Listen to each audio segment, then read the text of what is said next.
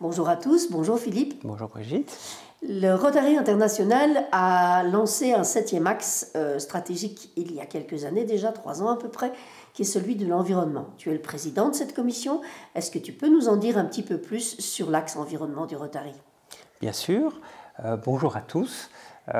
Effectivement, dans notre district, nous avons décidé, dans notre commission, de faire rentrer l'environnement dans l'ADN des clubs. Et pour cela, nous faisons principalement des actions et de la conscientisation.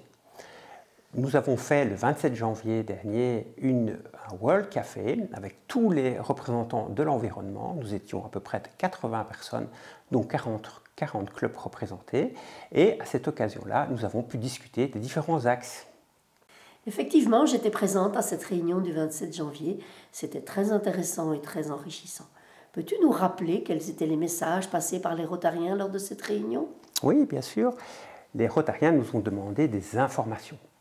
Nous avons demandé des actions et de la conscientisation. C'est une très bonne chose. Nous avons pu évoquer différents éléments concernant une charte environnement. Et surtout, nous avons discuté de nombreuses actions faites par les différents clubs Rotary dans les différentes familles environnement du Rotary.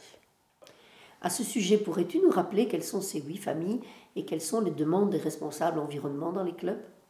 Oui, bien sûr.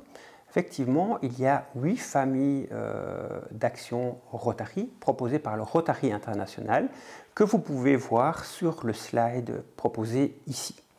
Alors, ces 8 familles concernent la conscientisation et les actions, sur lesquelles nous mettons un accent au niveau du district. Nous avons aussi d'autres familles orientées vers l'augmentation de la capacité des actions collectives et des pouvoirs publics, le soutien de l'agroécologie, la lutte contre le dérèglement climatique, et ça c'est les gaz à effet de serre, le renforcement de la résilience, la consommation durable et la justice environnementale. Concernant la conscientisation, les participants nous ont demandé entre autres de les informer, de les former à la fresque du climat, de les réunir sur des sujets communs, de partager les best practices et d'augmenter la communication. Concernant maintenant les actions, les participants nous ont demandé de choisir un jour pour une action transversale, de fixer des objectifs concrets à atteindre, comme la fresque du climat, des conférences, des actions, de faciliter d'organiser des contacts vers l'extérieur avec un branding stimulant.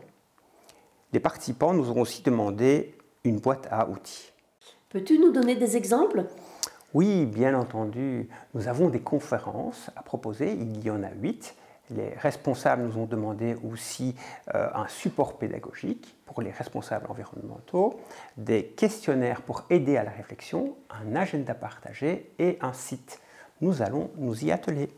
Merci Philippe pour toutes ces explications. Je suis convaincue que toutes ces actions, et en particulier celles qui sont menées avec la commission jeunesse, vont nous permettre d'augmenter notre impact.